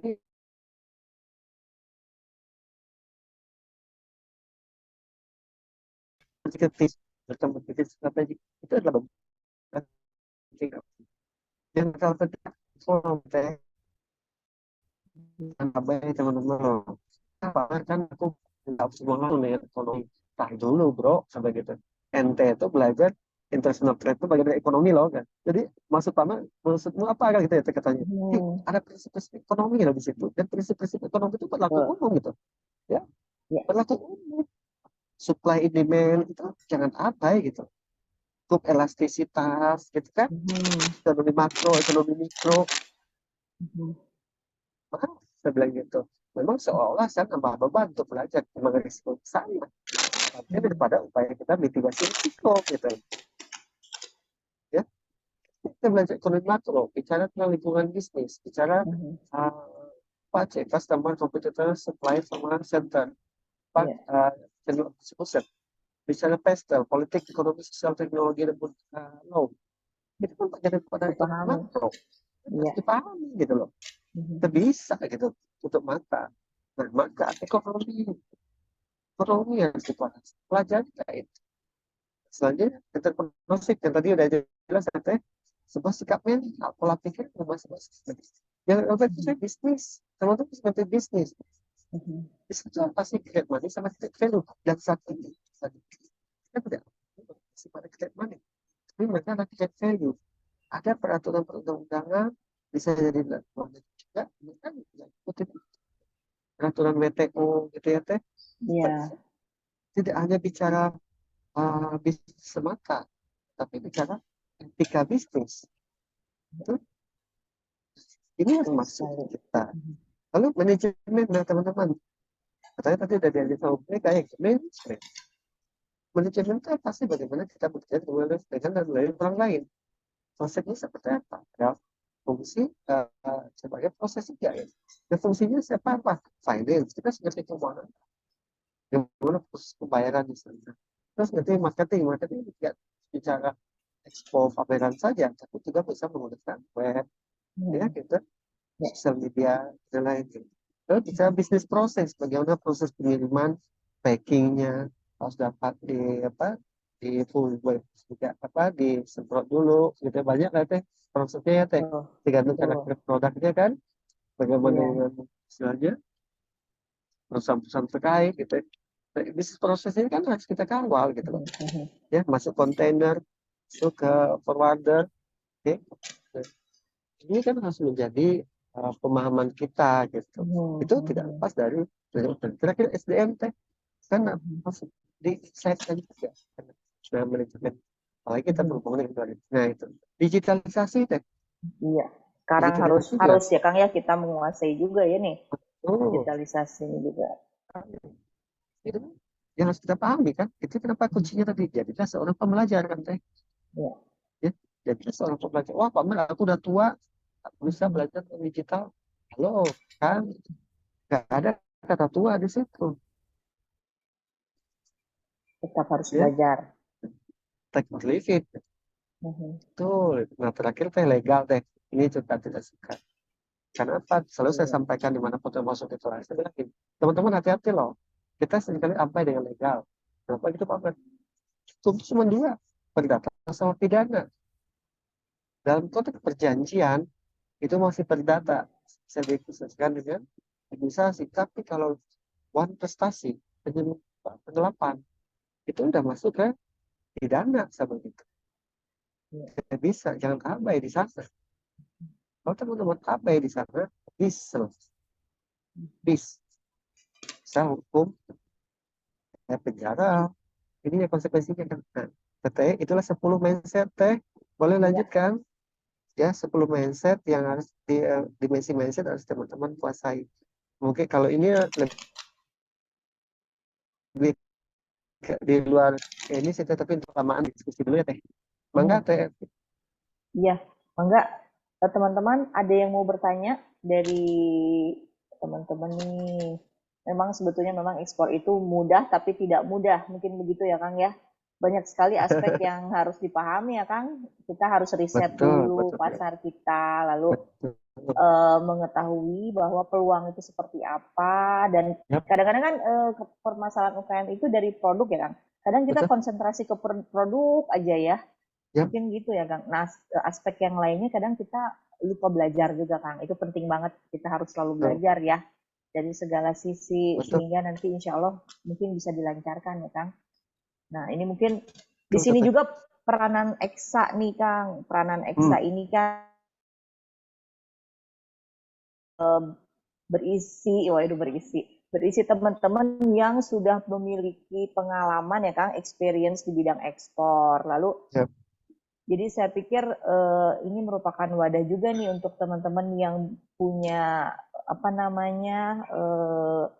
keinginan untuk ekspor ya, bahwa EXA ini kan bisa membantu Kang ya sebagai peluang juga. Lalu bisa meminimalisir resiko juga Kang, karena kan kita nanti ngobrol sama teman-teman yang sudah berpengalaman ya, sudah berexperience ya, Sehingga kita Betul. juga bisa mengurangi, oh risikonya ternyata begini, nah apa yang harus kita lakukan gitu ya Kang ya. Mungkin nanti Betul. teman-teman di EXA akan banyak membantu gitu. Nah, ini ada yang raise hand Kang. Mangga Kang Rudi silahkan lanjut Kang. Langsung saja. Izin tanya Bapak Ibu, Enggak Kang. tadi sempat disampaikan terkait risiko pembayaran ya Pak ya. Yap. Izin tanya Pak, selama sepengalamannya Bapak, yang paling sering kesepakatan pembayarannya dengan cara seperti apa ya Pak ya? Dan yang paling aman dari sisi eksportir, sebaiknya pilih pembayaran yang kesepakatan pembayaran seperti apa ya Pak ya? Terima kasih Pak. Sama-sama Kang Rudi. Ini teman-teman ekstra kudu bisa jawab nanti nih. Iya. Nah, saya mungkin pendalamannya dari sisi mindset ya Teh. Iya. Saya dari sisi mindset dulu ya. Ya, enggak. Nah, gitu. Ya, teman-teman, yang saya kunci tadi adalah mitigasi risiko. Nanti akan ketemu jawaban itu. Makasih Kang Rudi. Ketika bicara tentang mindset, kenapa Prof. Yuyun waktu itu mendekatkan kepada Mer, kamu harus menjadikan mindset manajemen risiko itu sebagai daripada mindset. Kenapa Prof sebagai itu? Karena tadi betul kata Pak Tuan tadi, kadang-kadang kita kejebak dengan euforia gitu Teh, kesenangan. Ya, wah saya udah go ekspor bla bla bla gitu ya Teh gitu. Nah, saya lupa mitigasi risikonya Teh. Nah, mitigasi risiko yang saya lakukan satu dari aspek keuangan jelas, masalah payment ya Teh. Apalagi mitigasi saya di dimensi atau fungsi marketing jelas Teh. Pasarnya benar-benar saya pahami. Di sisi bisnis proses, pilihan forwardernya mana yang bagus gitu ya Teh. Dari SDM. Nah, ini menjadi kunci Kak. Karena penekanan saya adalah di mindset, maka mitigasi risiko menjadi sebuah hal yang wajib kita miliki. Nah, saya sepakat dengan Teh ini tadi. Perlu sesi khusus tentang manajemen risiko. Mitigasi risiko ya. Betul. Menurutku sih penting Teh. Ini dari ini udah mulai kepancing nih Teh. Sama Kang Rudi, sama virus yang saya sampaikan gitu ya gitu. Nah, artinya ini kan bicara start from the end ya Teh.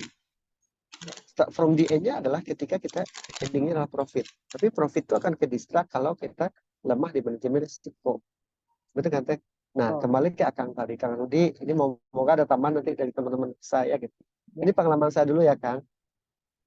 Tahun apa ya? 2008 atau 2009 dulu kita masuk di situ. Nah, dulu saya lemah di manajemen risiko Kang. Bagaimana sisi payment? Nah, kita nanti dibayar gitu aja, jangan gitu Kang. Nah, padahal waktu saya belajar HI dulu Kang, ya dosen saya udah nekenin, Mer, jangan pakai selain LC, gitu.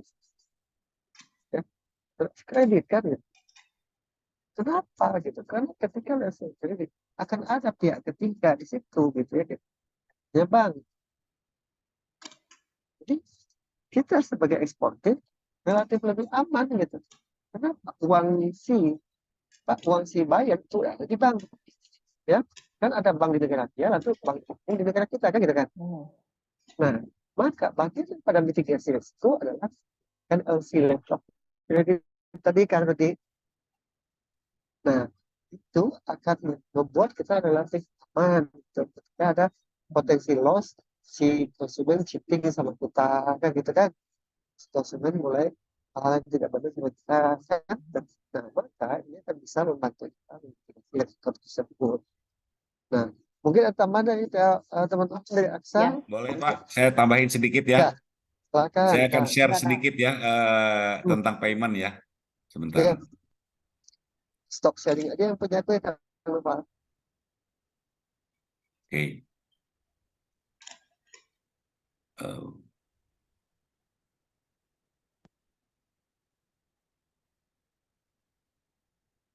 Canggih nih Kang. Slideshow. Ini kelihatan nggak slideshow saya? Ada. Ada ya. Jadi kalau kita bicara payment, ya itu memang ada beberapa sistem nih dalam pembayaran ekspor. Ini saya bocorin aja ya untuk teman-teman semua gitu kan. Nah ini ada beberapa nih, ada namanya advance TT atau cash yang tadi dibicarakan sama Pak Kang Meriza ya. Sebenarnya ini enak juga kalau TT-nya itu si buyer bayar 100% di muka gitu. Ada yang namanya letter of credit, ada yang namanya document again payment DAP. Jadi ketika dokumen keluar, bill of lading itu keluar, langsung si buyer itu membayar kepada kita. Nah, kemudian ada telegraphic transfer. Nah, ini nah ini yang mau saya coba sharing ke teman-teman ya. Payment yang aman bagi eksportir itu apa aja gitu kan. Nah, ini skenario 1 adalah advance TT. Ini paling untungkan karena kita istilahnya buyer itu langsung bayar sebelum barang diberangkatkan 100% di muka. Ya, seperti itu. Yang kedua ada TTS down payment, kemudian LC untuk pelunasan. Nah, ini biasanya win-win solusinya seperti ini. Misalkan kita dikasih DP dulu 30%, kemudian kita produksi sampai akhirnya si barang itu sampai ke pelabuhan atau kita sebut sebagai FOB gitu kan, free on board, maka LC-nya itu baru cair. Jadi sebagian dibikin LC, sebagian TT. Nah, ini lebih enak. Kita juga jadi punya modal buat produksi dan lain-lain gitu. Seperti itu ya. Ini paling aman. Nah, yang ketiga ada namanya full irrevocable LC at site. Jadi kalau kita bicara yang paling nyaman buat kita, irrevocable LC at site. Jadi ketika si LC ini sudah terbit, itu nggak bisa diganggu gugat gitu loh. Jadi tetap akan misalkan ya, biasanya kan ada bayar nakal tuh yang ketika nyampe tiba-tiba katanya barangnya rusak dan segala macam. Tapi kalau udah irrevocable ini udah nggak bisa apa-apa gitu. Buyer ini paling nanti akan bikin klausal baru mungkin ya kalau memang benar-benar terjadi kerusakan, dan itu juga kita bisa cover dengan asuransi. Mungkin itu aja mungkin dari saya ya. Ini nggak usah bicara jenis-jenis LC ya. Itu skenarionya buat Kang Rudi ya. Terima kasih. Terima kasih Kang Gadul. Wah, lengkap nih tadi sepertinya.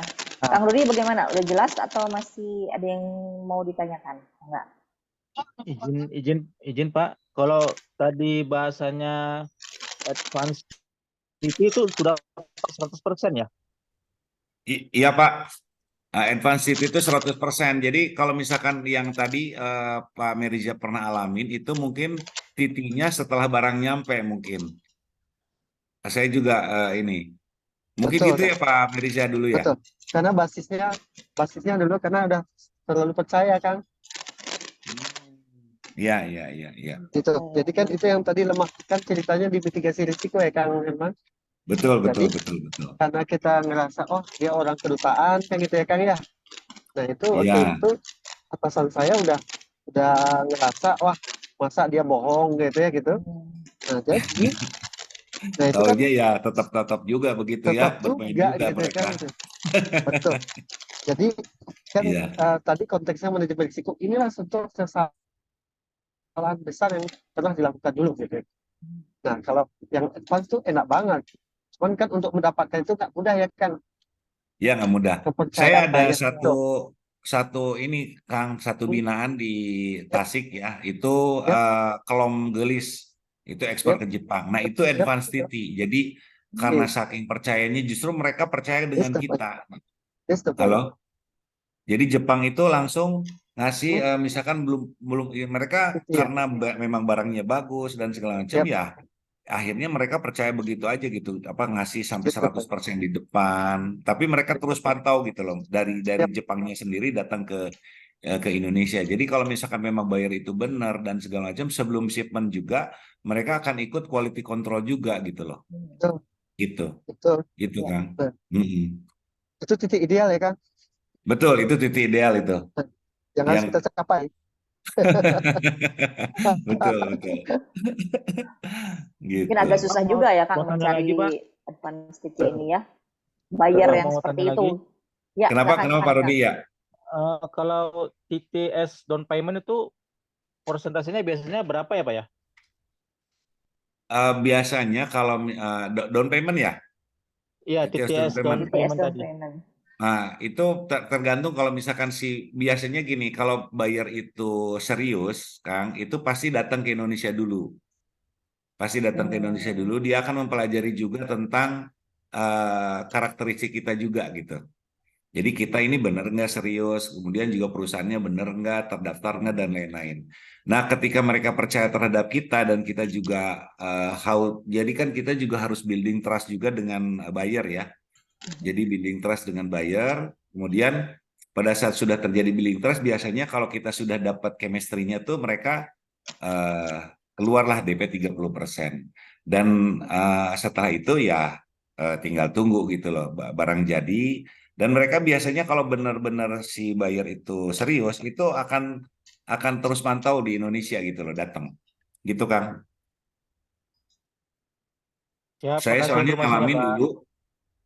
ngalamin dulu waktu eh, ekspor kayu ya. Jadi sebetulnya ekspor kayu dulu memang kesalahannya bukan dari buyer, tapi dari kita yang apa ya? Dari kita yang mau di eh, mau di apa namanya diolok ke buyer gitu. Diolok tuh apa ya bahasa Indonesianya ya?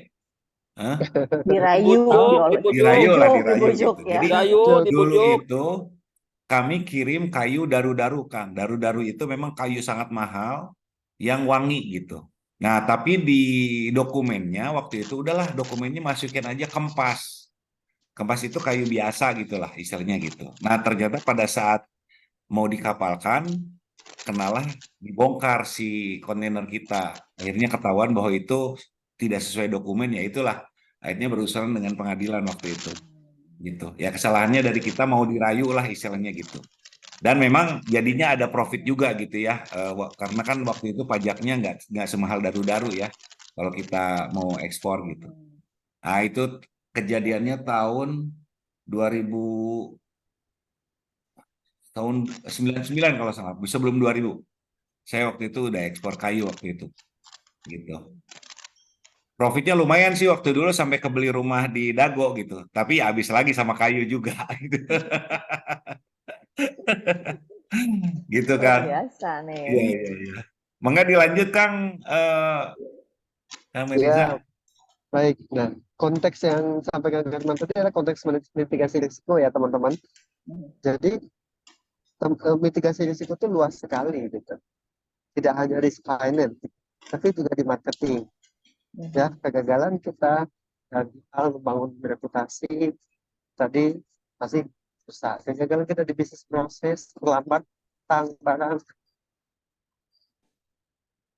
kualitas turun, itu harus kita mitigasi.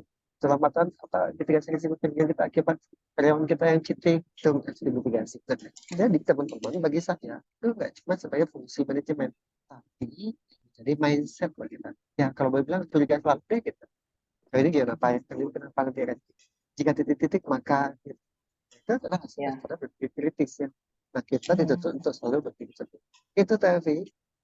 Iya, iya Kang, iya betul. Banyak sekali poin-poin yang betul-betul harus dicermati ya Kang untuk mitigasi risiko ini ya. Yep. Mungkin setiap produk juga Betul, mungkin beda-beda ya, di mana level yang sulitnya gitu ya mungkin ya. Memang harus jadi banyak berkonsultasi dan ini juga ya Kang ya sama teman-teman yang sudah berpengalaman ya Kang. Kalau untuk kita yang baru-baru nih misalnya untuk ekspor ini memang cukup panjang juga perjalanannya ya. Mungkin untuk apa dipercaya bayar juga kayak produk-produk seperti itu kan ya butuh waktu ya mungkin ya. Dan ya luar biasa. Silakan teman-teman yang lain mungkin ada yang mau coba komen mungkin atau bertanya juga, mangga silakan. Baik Kang Meriza mungkin ada yang mau ditambahkan lagi silakan. Ya pasti buat saya cek sekarang kita masuk ke konsep international trade, ini bicara perjalanan panjang, Pak. Itu dulu yang harus kita. Ini bukan seperti salabim kita jualan di Indonesia atau di Bandung, ya kita jual barang kita langsung bersih jalan. Ya. Itu kenapa sikap mental siap banget ya. Iya betul kan. Mental siap. Kenapa? Berarti Pak Herman langsung ini mentalnya udah luar biasa ya. Sudah udah proven lah teh. Udah proven ya betul. Udah proven gitu. Karena kan perjalanan Pak Herman itu adalah bagian daripada drama yang harus dilewati ya kan ya. Iya betul kan. Drama-drama ketika ada naik kebeli rumah pemain di dago, habisnya gara-gara kayu juga kata Kang Herman. Iya betul. Tapi pantang menyerah nih ya rupanya ya, pantang menyerah Betul, ya Kang ya. betul. Iya, iya. Ini long term project. Ini project jangka panjang. Kalau bagi saya Kang Herman, ini project jangka panjang gitu. Betul, betul. Bisa setahun 2 tahun kita nanamnya. Mhm. Jadi apa? Jangan sampai kejebak teman-teman teh gitu. Bisa ya itu. Kita maju teh. Iya. Siap-siap Kang, enggak. Kalau ini yang kompetensi ini mungkin ini lebih ke Tambahan aja sih tadi itu teh. tambahan ya Ya. Kang ya. Ya, Kalau knowing your teman-teman mau business ya. pahami tentang knowing your business. Mhm. Ya, kita harus ngerti bisnisnya teh gitu. Kalau Kang Herman tadi bis kayu, Kang Herman knowing about business about wood gitu ya, kayunya. Knowing your basic management, kita harus ngerti manajemen dasar ya teh. Kita perlu ahli di situ. Having adequate capital, jelas ya teh. Kita punya modal banget untuk ekspor tuh perlu modal. Lalu having adequate attitude, be professional. Orang luar negeri itu beda loh sama kita. Nggak bisa banyak drama gitu istilah orang kita ya. Banyak drama, banyak cerita, nggak bisa. Jadi cerita ini manajemen waktu kuat itu. Kalau saya sih teman-teman usahakan, kalau teman-teman mau ke ekspor, setiap pengiriman itu jadi masukkan ke model manajemen proyek. Time frame-nya tepat banget. Time frame tepat banget. Lalu itu managing finance, ngerti keuangannya, managing people gitu ya.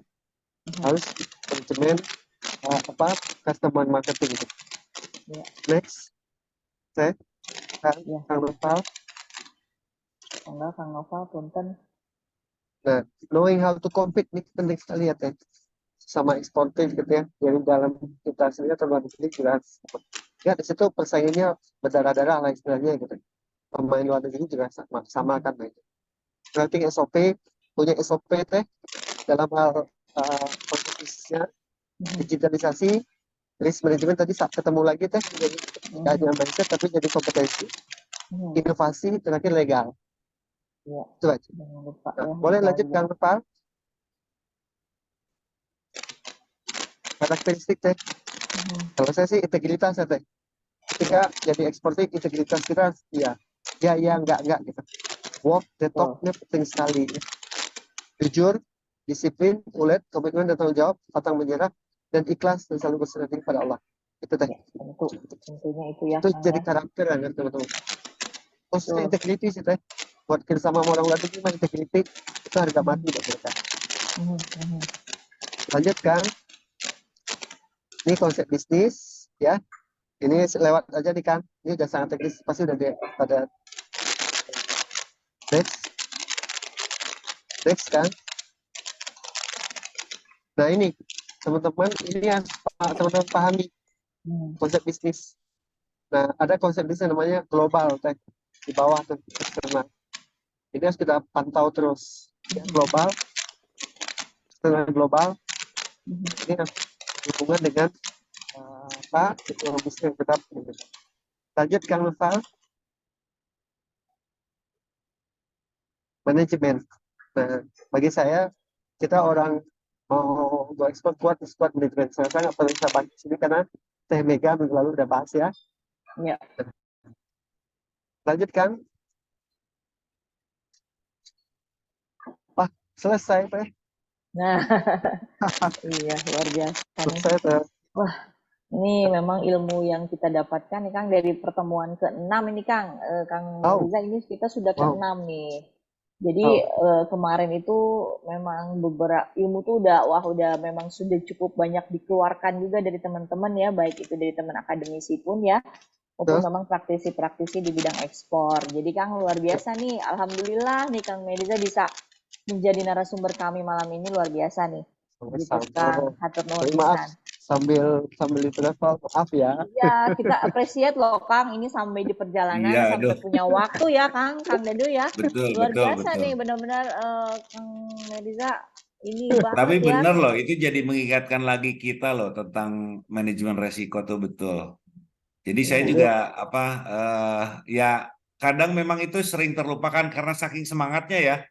Jadi Yap. semangat gitu kan istilahnya Excited ya. kita semangat hal-hal yang seperti itu tuh kita suka jadi dilupakan. Yang penting masuk weh heula go weh heula gitu, go heula gitu nah itu.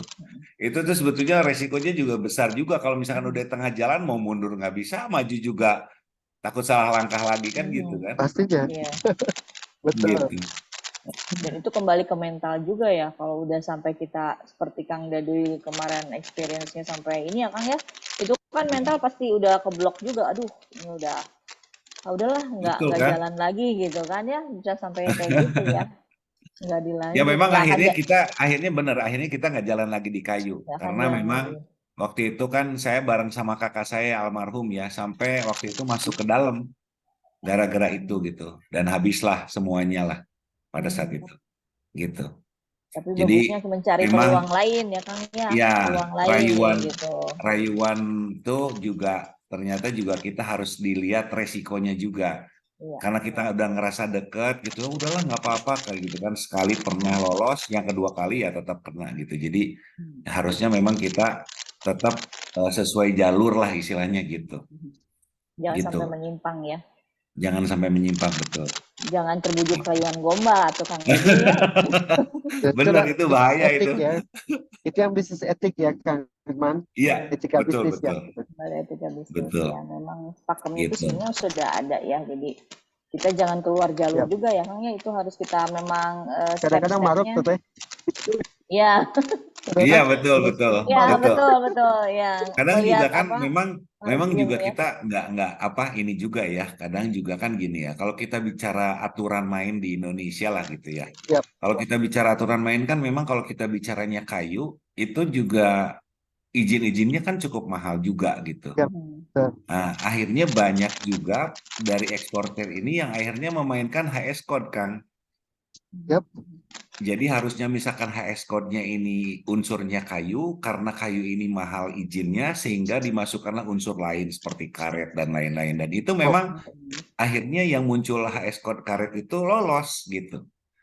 Ya, kita juga balik lagi ke masalahnya adalah izin ekspor kita di Indonesia ini terlalu mahal. Sehingga ya membuat para eksportir juga akhirnya jadi ngakalin juga gitu. Ya ini saya sering ngalamin lah hal-hal dan saat ini pun saya ngalamin juga gitu dan itu memang hal yang jadi dikatakan lumrah gitu untuk kita ngakalin tentang HS code itu gitu. Bahkan kan kemarin yang di Makassar kena itu yang bea cukai kena karena mereka ngajarin ngakalin HS code sehingga bagi dua lah keuntungannya dengan Makassar dengan bea cukai waktu itu kan. Yap. Itu impor, itu kasus impor gitu. Yap. Jadi harusnya ada pajak sekian, jadi pajaknya bisa nol gitu ya, tapi pajaknya itu dimakan sama orang bea cukai. Nah itu yang memang akhirnya ya gitulah di kita itu memang rules-nya juga masih banyak celah gitu untuk kita bisa mainin gitu loh.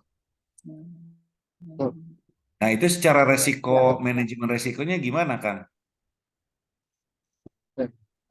Kan yang jelas kan kalau bicara lingkungan bisnis kan bicara tentang salah satunya legal. Lingkungan bisnis itu bisa jadi peluang, bisa ancaman kan buat kita ya Kang ya. Betul. Nah, saya sih kalau yang saya lakukan gitu, yang saya harus tekankan diri saya gitu, misalnya gitu, teman-teman kita kan ada bicara tentang tingkat profitability ya kan. Saya jadi acuan saya dulu gitu ya Kang ya. Profitability optimum yang bisa saya ambil berapa kan gitu ya Kang. Nah, kan saya paham banget lah maksud akan tadi bicara legal stake ya, aturan main di negara kita ya Kang gitu.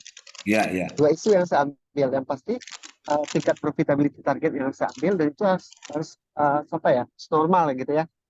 Maaf tadi saya menggunakan kata-kata kadang-kadang kita maruk ya gitu ya Kang, karena emosi ya Kang ya gitu ya Kang ya gitu.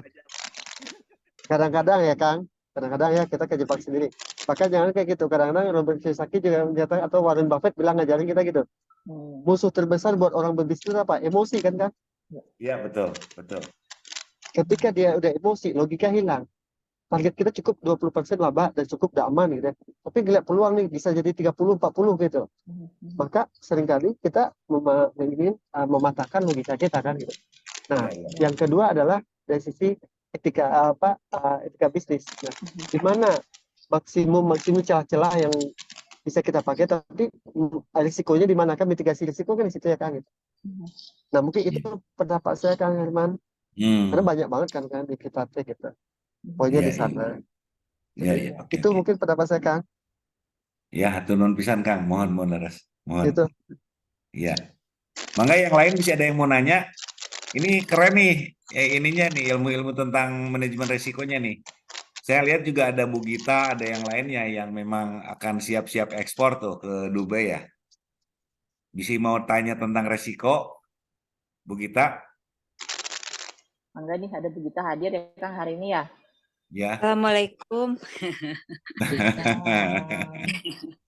Ketahuan Sadayana hadir. hadir atau Kang. Ya, Malam Nuhun pisan teh, Mangga. mohon untuk Bapak Meriza, alhamdulillah sekarang jadi dosen di kampus saya dahulu. Oh. Mohon.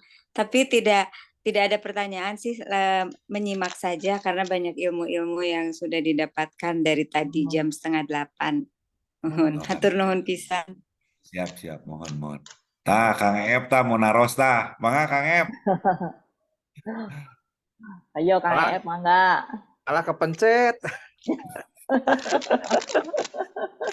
Duh Pak Meriza, saya sambil jalan tadi teh dari Ciwok dengerin sampai sebelah gitu ya.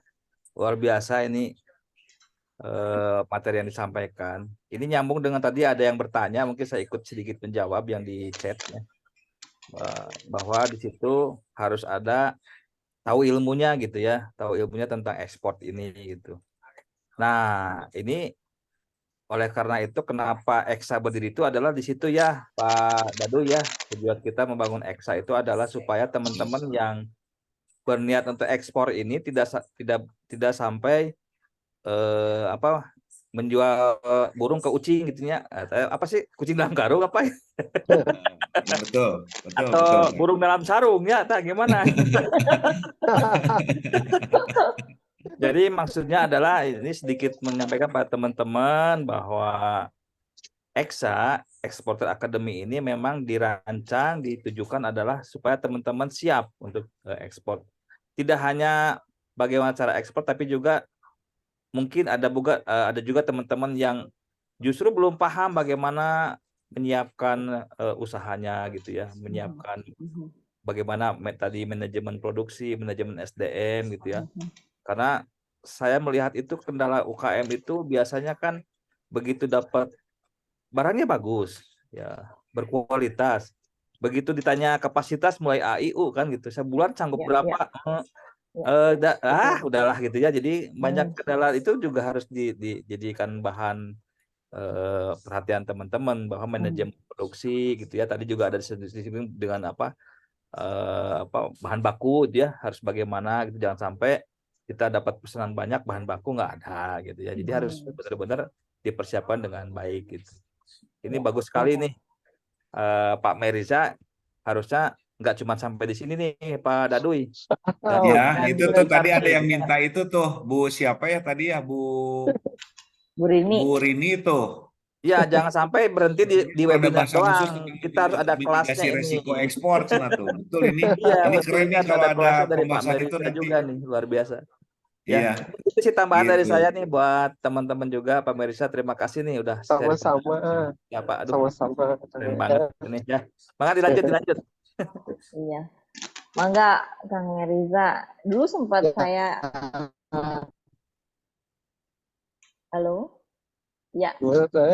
Saya jadi keinget Kang, dulu sempat ketemu Kang Meriza itu di acara IWAPI juga Kang, dulu mengenai ABCGM. ABCGM itu betul. Kang. Ya, mungkin dengan Pak Dudi ya dulu ya. Pak Dudi ya, betul. Ya, Dudi. gitu. Ya, betul. Yang dulu sempat saya kontak untuk progres ABCGM kemarin, tapi udah gitu udah. Aku lupa. Ya, Teteh. Ketemu lagi di sini ya. Alhamdulillah berbagi ilmu luar biasa. Barakallah ya, Teh. Iya, alhamdulillah sekali, Mangga. Ayo teman-teman, mungkin ada yang mau bertanya lagi sebelum kita tutup sesi kali ini malam ini. Mungkin sudah cukup. Kang Meriza juga mau melanjutkan perjalanan, mungkin ya. Kang Dadoy, Mangga, mau ada yang ditambahkan lagi? Ini ada buat besok ya, mungkin kalau misalkan tidak ada yang bertanya, saya sih mau buat nanti Minggu malam. Kebetulan kita itu ada tamu khusus dari Amerika ya. Ada tamu khusus dari Amerika. Beliau ini memang salah satu founder perusahaan di Amerika yang memang konsentrasi untuk barang-barang UMKM Indonesia dijual di Amerika. Ya, nanti ini penting nih buat teman-teman semua. Mungkin boleh izin saya ganti sharing ininya ya, screen-nya Pak Meriza, nggak apa-apa ya? Mangga Kang. Iya, oke. Nomornya sudah dicatat ya teman-teman kalau mau konsultasi. Nah, kelihatan ini nggak? untuk hari Minggu ya, Kang ya? Untuk hari Minggu, ya betul. Ini Vega Mangindaan ya, dia founder Vegano LLC. Nah, dia punya beberapa trik gitu. Tapi ini baru ini ya, maksudnya dia orang Indonesia, tapi sudah tinggal lama di mana? Di Amerika, di Washington ya. Beliau di Washington. Nah, ini nanti Minggu malam ini akan sharing tentang bagaimana produk kita bisa masuk ke Amerika dan bisa dapat FDA, NV label barcode, semua yang standar Amerika mereka bisa keluarkan gitu loh.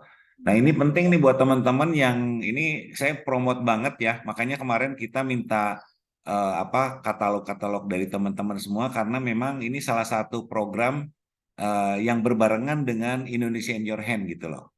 Nah, ini dari kemerdekaan Republik Indonesia nama ininya nama programnya juga gitu. Jadi ya mudah-mudahan Minggu malam teman-teman semua bisa ikutan nih untuk dapat istilahnya ilmu juga dari Bu Vega ini. Mungkin itu aja tambahan dari saya mungkin. Ya, makasih Kang Dado ini. Jangan lupa ya teman-teman ya untuk ikut nih Minggu malam ya. Agar kita dapat lebih bisa menangkap peluang tadi yang seperti Kang Meriza sampaikan bahwa peluang apa nih yang bisa kita temui di pasar Amerika ya Kang berarti ya. Betul. Untuk hari Minggu ini. Ya. Begitu mungkin kita selesaikan saja Bu Evi. Bu Evi ya, Bu Afi. Mungkin teman-teman jika sudah tidak ada lagi pertanyaan, saya ucapkan terima kasih Kang Meriza terutama hatur nuhun pisan. Kang Meriza hatur nuhun pisan Kang Meriza. Saya bisa ilmuna leres. Aduh, biasa katenggelan ya teh ya. Para sekolah Kang sama-sama belajar Kang. Dan jadi asal bodoh teh nya. Kang Iya, hatur pisan sadayana Kang Kang Dadu yang sudah mengisi acara pada malam hari ini. Mohon maaf apabila ada kesalahan ya. Oke Kang Abro yang sudah memfasilitasi. Yang sudah memfasilitasi ya Kang Abro ya. Kang Meriza ya Kang Abro nuhun pisan. Papap Abro, mantap Papap Abro.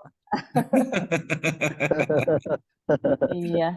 Sampai mengganggu perjalanan juga nih Kang Meriza, punten ya ini kami nih malam ini mungkin. Iya. Ya. Mungkin kita cukupkan sampai di sini, teman-teman. Jangan lupa ya hari Minggu malam ada Teh Vega ini ya yang biasa ya. Iya. Hatur nuhun. Hatur nuhun, Mangga. Saya cukupkan sampai di sini. Ya, hatur nuhun semuanya. Assalamualaikum. Assalamualaikum warahmatullahi wabarakatuh.